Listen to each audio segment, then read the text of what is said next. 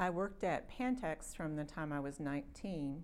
I was a co-op student in college, and I started as an engineer there when I graduated.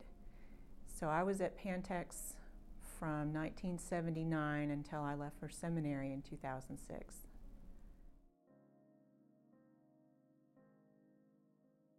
I was reading Oswald Chambers as my daily devotional, and it was about the calling of the disciples.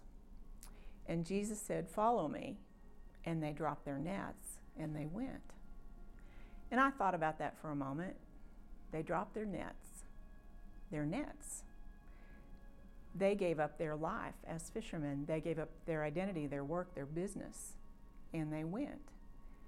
And it was just like a light bulb went off over my head, and I said, "Oh, I need to quit my day job. It's in the way."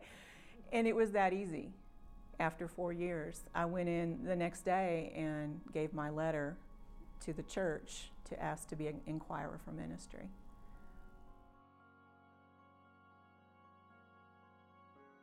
I chose to go to Fuller Seminary, which is a multi-denominational school, and the Presbyterian scholarships that were available were not available for someone who was over 35, not a minority, and not a pastor of a small church, and not going to a Presbyterian seminary. So none of those scholarships were available.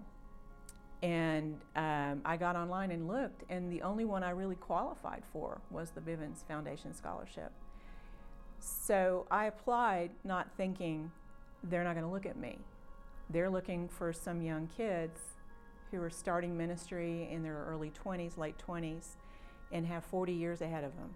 They're not looking for somebody like me who's had a career, might be able to do ministry for a decade or two, and had resources. You know, I had a home, I had some savings.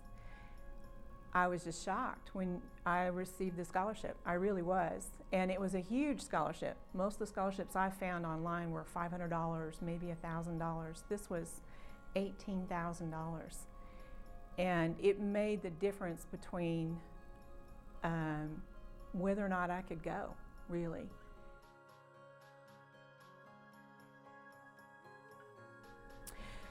The Presbyterian process, the ordination process, you start out by being an inquirer for ministry.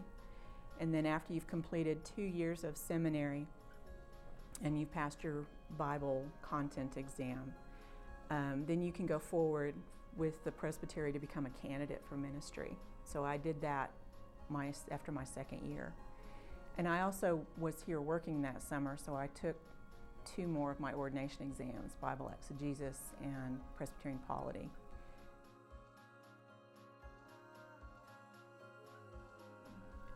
I applied for every church opening in the state of Texas, in Oklahoma, New Mexico, Colorado, and Kansas. And I got a few calls back, I got a few phone interviews, but really no interest from any of those churches. And it became apparent to me that God was calling me somewhere else. So it's been hard being a long way from family and friends and a community that I was part of for 30 years. But you go where you're called. And someone asked me, would you stay a couple years and then go somewhere else? And I feel that when God calls you to a place, you're to stay there until you know that God is calling you somewhere else.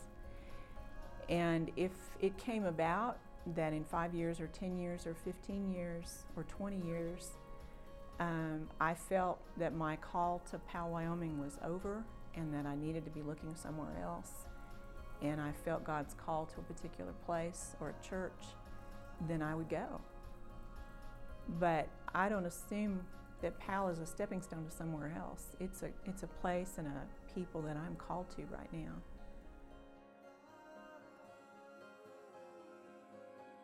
Because God's church is far bigger than we can imagine. God's church is all over the world and all over the map theologically.